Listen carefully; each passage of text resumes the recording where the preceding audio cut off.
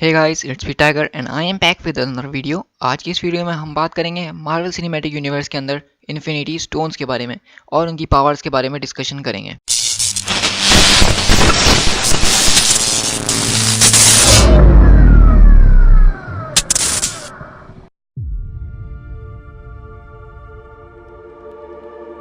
Before creation itself, there were 6 singularities.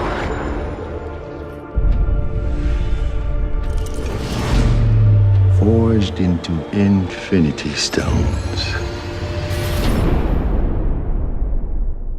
Infinity stones के बारे में ये बताया जाता है मार्वल सिनेमैटिक यूनिवर्स में कि जब कुछ भी नहीं था इस यूनिवर्स के अंदर तो 6 सिंगुलैरिटीज़ एग्जिस्ट करती थी, जिनको बाद में शेप दे दिया गया इन स्टोन्स के शक्ल में, जिनको आज हम इन्फिनिटी स्टोन्स के बारे में जानते हैं। यानी कि जब कुछ भी नहीं था इस यूनिवर्स के अंदर तो ये पावर्स एग्जिस्ट करती थी जब से, और अब भी ये पावर्स इस यूनिवर्स में हैं और ये पावर हमेशा रहेंगी क्योंकि ये इन्फिनिटी स्टोन्स हैं। जिस तरह के हमने देखा था फर्स्ट एवेंजर्स के एंड क्रेडिट सीन के अंदर कि हमें थैनोस नज़र आया, उसके बाद ही फैन समझ गए थे कि इस सारे सागा का प्लॉट जो है इन्फिनिटी स्टोन्स के ऊपर है। मतलब मार्वल सिनेमैटिक यूनिवर्स के अंदर सेंटर ऑफ अट्रैक्शन जो है वो इन्फिनिटी स्टोन्स हैं। सब कुछ जो बेस्ड करता है वो इन्फिनिटी स्टोन्स के ऊपर ही बेस्ड करता है। तो जब से सारे फैंस ये ढूंढने के लिए निकल गए थे कि मार्वल सिनेमैटिक यूनिवर्स में कितने स्टोन होंगे, क्योंकि कॉमिक्स के अंदर 6 इन्फिनिटी स्टोन्स हुआ करते थे, जिसमें space, reality, power, mind, time and soul, ये 6 स्टोन्स हुआ करते थे। तो इसी तरह मार्वल फैंस ये ढूंढने में लग गए कि ये 6 के 6 स्टोन हमें कहाँ और कब दिखेंगे और कैसे दिखेंगे। तो अब तक हमें मार्वल सिनेमैटिक यूनिवर्स के अंदर 5 स्टोन दिख चुके हैं और सिर्फ एक स्टोन दिखना रह चुका है। तो हम बारी बारी करके एक एक स्टोन के बारे में डिस्कशन करेंगे कि वो हमें सबसे पहले कहाँ दिखा और अब वो कहाँ पे है और उसकी क्या क्या पावर्स हैं मूवीज़ में और कॉमिक्स दोनों में। सो गाइज, अगर आप मेरे चैनल पर फर्स्ट टाइम आए तो मेरे चैनल को सब्सक्राइब करना नहीं भूलिएगा, और अगर आपको ये वीडियो पसंद आए तो अपने दोस्तों के साथ शेयर ज़रूर कीजिएगा। सो गाइज, शुरू करते हैं। मार्वल सिनेमैटिक यूनिवर्स में सबसे पहले जो हमें इन्फिनिटी स्टोन नज़र आया है वो था स्पेस स्टोन, जो कि एक डेसेरेट क्यूब की शक्ल में था। और सबसे पहले हमें ये नज़र आया थॉर के एंड क्रेडिट सीन में, जब निक फ्यूरी एरिक सेल्विक को अपने साथ शील्ड फैसिलिटी में ले जाते हैं और उनको बोलते हैं कि इस क्यूब के ऊपर स्टडी करें। उसके बाद हमें इसकी जो पूरी ओरिजिन स्टोरी है वो captain America the first Avenger के अंदर पता चलती है। हम देखते हैं कि ये क्यूब जो है नॉर्वे के एक चर्च के अंदर छुपा हुआ होता है और उसको रेड स्कल हथियार लेता है और उससे खतरनाक हाइड्रा के लिए हथियार बनाता है। लेकिन हम देखते हैं मूवी के एंड में कि जब रेड स्कल बहुत बुरी तरीके से हार रहा होता है तो वो उस डेजर्ट क्यूब को अपने हाथ में पकड़ लेता है, और उसके हाथ में पकड़ने की वजह से हम देखते हैं कि वहाँ पे एक स्पेस के अंदर पोर्टल खुलता है और रेड स्कल कहीं और चले जाता है, लेकिन वो क्यूब जो वहीं गिर जाता है समंदर के अंदर।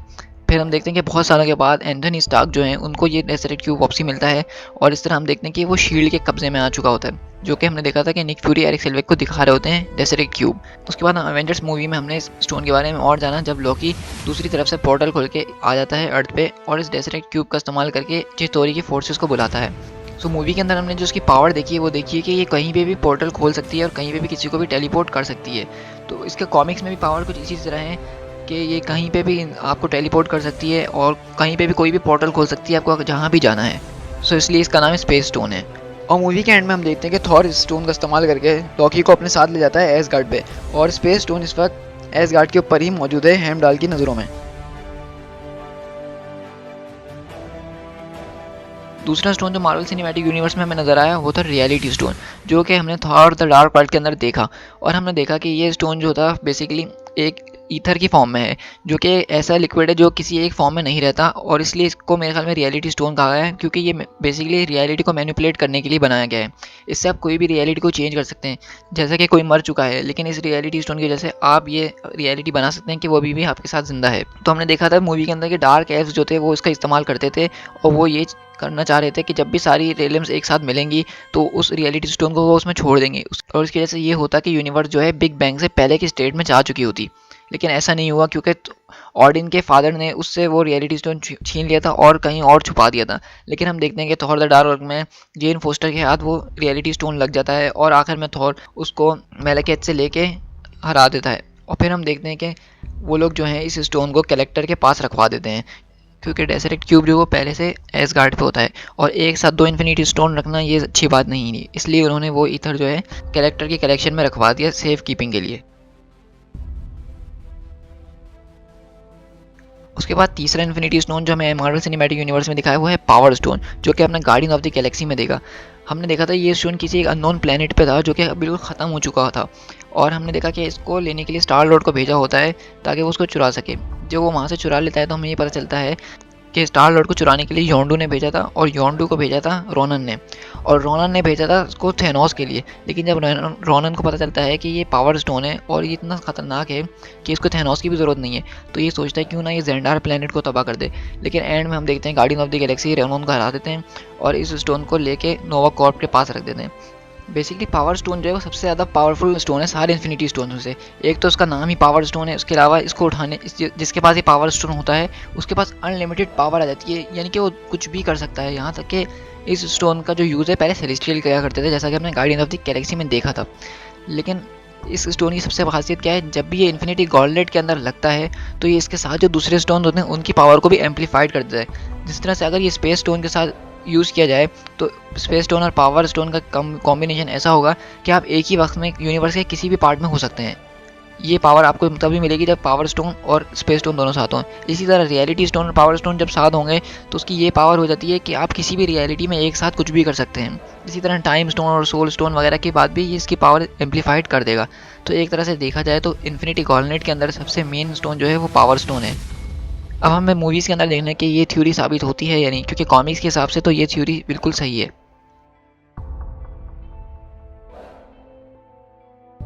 चौथा जो हमें स्टोन दिखा था मार्वल सिनेमैटिक यूनिवर्स में वो था माइंड स्टोन।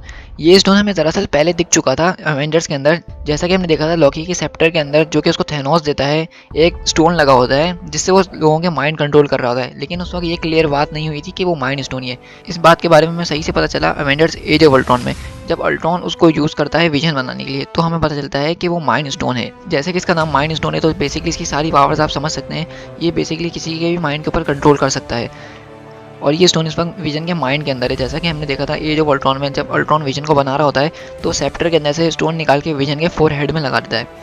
तो विजन के लिए ये बहुत बुरी खबर है, क्योंकि इन्फिनिटी वार के अंदर थेनोस को वो स्टोन चाहिए और वो उसको पाने के लिए कुछ भी कर सकता है।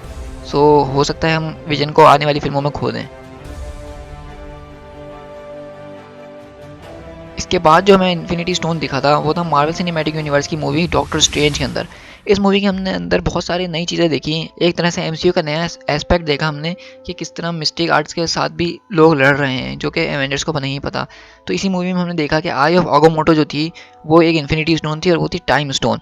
लेकिन कॉमिक्स में टाइम स्टोन और आई ऑफ आगोमोटो दोनों अलग चीज़ें हैं, लेकिन मूवीज़ के अंदर उन्होंने दोनों चीज़ों को एक ही कर दिया। जैसे कि आई ऑफ आगोमोटो की जो पावर है वो टाइम स्टोन की पावर है। तो हम जैसे कि इसका नाम है टाइम स्टोन, तो इससे इसकी सारी पावर जाहिर हो रही है कि टाइम को स्टॉप करना, फॉरवर्ड करना, बैकवर्ड करना, पास्ट में जाना, फ्यूचर में जाना, जितनी भी टाइम के रिलेटेड चीज़ें होती हैं वो सब आप इस स्टोन से हासिल कर सकते हैं। जैसा कि हमने इसका बहुत अच्छा यूज़ देखा था डॉक्टर स्ट्रेंज में फाइनल बैटल के अंदर कि किस तरह वो डोरोमामू को अर्थ से वापसी भगाता है। तो हो सकता है इन्फिनिटी वॉर के अंदर भी ये स्टोन बहुत ही काम आए एवेंजर्स को थैनोस से लड़ने में। सो गाइस, अब तक हमें मूवीज़ में यही 5 स्टोन नज़र आए हैं: space stone, reality stone, power stone, mind stone और टाइम स्टोन। लेकिन अभी भी एक स्टोन बचा है जो कि है सोल स्टोन, जिसके बारे में बहुत सारी चीज़ें लोगों को पता हैं। जैसा कि मैं आपको बताता चलूँ, सोल स्टोन की जो पावर है वो ये है कि वो किसी का भी सोल अपने अंदर एब्जॉर्ब कर लेता है, यानी किसी को भी मार सकता है। लेकिन अगर वो चाहें तो उस सोल स्टोन के अंदर एक तरह का वर्ल्ड होता है जिसमें सारे सोल्स कैद होते हैं, तो अगर वो चाहे तो उस सोल को दोबारा रिलीज़ भी कर सकते हैं, दोबारा ज़िंदा भी कर सकते हैं। लेकिन अभी तक हमें इस स्टोन के बारे में कुछ पता नहीं चला है, लेकिन हमें ये ज़रूर पता है कि ये स्टोन जो है थॉर रैग्नारॉक के अंदर ही नज़र आएगा। चलिए बात करते हैं कुछ फैन थ्योरीज के ऊपर जो कि हम बहुत अरसे से सुनते हुए आ रहे हैं सोल स्टोन के बारे में। सो गाइस, स्टार्ट करने से पहले मैं आपको बताता चलूँ कि इसमें बहुत सारे स्पॉयलर्स हो सकते हैं। सो अगर मेरी वीडियो यहाँ से नहीं देखनी तो आप छोड़ सकते हैं। सो गाइस, शुरू करते हैं पहले फैन थ्योरी से जो कि सबसे ज़्यादा फेमस है और प्रूव भी हो रही है। जैसा कि हमें पता है कि थेनोस का नाम THANOS है। थेनोस के नेम का हर लेटर जो है एक इन्फिनिटी स्टोन को शो करता है। जैसे T for Tesseract, A for ether, N for necklace, O for ऑर्ब, S for sceptre, और बचा है तो सिर्फ H बचा है, जिसका मतलब जो लास्ट इन्फिनिटी स्टोन होगा वो H से हो सकता है। सो अगर हम H की बात करें तो मार्वल सिनेमैटिक यूनिवर्स में सिर्फ 2-3 चीज़ें ही हैं जिनका नाम H से आता है। जिसमें सबसे पहले और सबसे ज़्यादा सोचने वाली बात जो है वो हेमडाल है, जिसका नाम भी H से आता है। और हमने मूवीज़ में ये भी देखा है हेमडाल को कहते हुए कि वो इस यूनिवर्स के हर सोल को देख और सुन सकता है। इसका मतलब हो सकता है कि वो सोल स्टोन उसके पास ही हो, जिसकी वजह से उसके पास ये सारी पावर्स हैं। और जैसा कि हमने एज ऑफ अल्ट्रॉन के अंदर देखा था थॉर के ड्रीम में कि उसको दिखता है कि हेमडाल जो है उस थॉर को आके बोलता है कि आपने हम सबको तबाह कर दिया। और उस वक्त हम देखते हैं कि उसकी आंखें जो वाइड हो रही होती हैं, ना कि ऑरेंज, और ऑरेंज कलर जो है वही कलर सोल स्टोन का भी है। सो बहुत पॉसिबली ये हो सकता है कि एच लेटर जो थैनोस के वर्ड में है वो हेमडाल ही हो। अगर दूसरी बात हम करें तो ये भी हो सकता है कि वो स्टोन हेला के पास हो, क्योंकि हेला का नाम भी एच से है। और हमने जैसा कि देखा थॉर के ट्रेलर में कि हेला ने एक हाथ से थॉर का हैमर रोका और उसको वहीं पर चकनाचूर कर दिया। तो ये भी कोई आम बात नहीं है, क्योंकि थॉर का हैमर सिर्फ 3 से 4 लोग ही उठा पाए हैं मार्वल सिनेमैटिक यूनिवर्स में, जिसमें थॉर, ऑडिन, विजन और कैप्टन अमेरिका ने ज़रा सा हिलाया था उसको। तो हो सकता है ये स्टोन हेला के पास हो। और अगर हम एक और फैन थ्योरी की बात करें तो मैं आपको बताता चलूँ कि सोल स्टोन जो है बेसिकली कॉमिक्स में एडम वार्लॉक के पास होता है। बेसिकली उसके 4 हेड के अंदर लगा होता है। जिस तरह कि हमने देखा विजन के पास माइंड स्टोन उसके 4 हेड में लगा हुआ है, इसी तरह सोल स्टोन जो है एडम वार्लॉक के 4 हेड में लगा होता है। इसी के साथ मैं आपको एक और बात बताता चलूँ कि एडम वार्लॉक को कॉमिक्स में बहुत बार रेफर किया गया है हिम के नाम से, एज हिम। तो हिम में भी अगर हम देखें तो फर्स्ट लेटर एच आ रहा है। और इसी के साथ साथ मैं आपको बताता चलूँ, हमने गार्डियन ऑफ द गैलेक्सी के एंड क्रेडिट सीन में भी इसका टीज़र देखा था कि आयशा, और उसका नाम रखने से पहले आयशा बोलती है what should I call him. तो यहाँ पे भी हमें हिम लफ्ज़ देखने को मिला था। तो हो सकता है ये सोल स्टोन जो है एडम वार्लॉक के पास ही हो। केविन फाइगी और जेम्स गन ने ये भी बताया है कि एडम वार्लॉक एवेंजर्स दोनों में नहीं होगा। तो बेसिकली ये थ्योरी इतना सक्सेसफुल होते हुए नज़र नहीं आ रही है, लेकिन फिर भी हमने इसकी बात करी क्योंकि सिर्फ ये एक फ़ैन थ्योरी है, ना कि रियलिटी। सो गाइस, ये थी हमारी इन्फिनिटी स्टोन्स के बारे में डिस्कशन, और हमने सोल स्टोन के बारे में कुछ डिस्कशन करी और फ़ैन थ्योरीज़ के ऊपर नज़र डाली। आई होप कि आपको ये फ़ैन थ्योरीज़ बहुत पसंद आई होंगी और काफ़ी कूल लगी होंगी। सो गाइस, मुझे कमेंट में ज़रूर बताइएगा कि आपको क्या लगता है कि सोल स्टोन किसके पास होगा और हमें कहाँ दिखने वाला है। और अगर आप मेरी इनमें से किसी थ्योरी से भी एग्री होते हैं तो मुझे कमेंट में वो भी ज़रूर बताइएगा। सो गाइस, एक बार हम फिर से ओवरऑल व्यू देख लेते हैं इन्फिनिटी स्टोन्स के बारे में कि इस वक्त वो कहाँ है। बात करते हैं डेसरेट क्यूब, जो सबसे पहले हमने इसको देखा कैप्टन अमेरिका फर्स्ट एवेंजर में नॉर्वे के एक चर्च में, और अब इस वक्त ये एसगार्ड पे है और हेमडाल की नज़रों में है।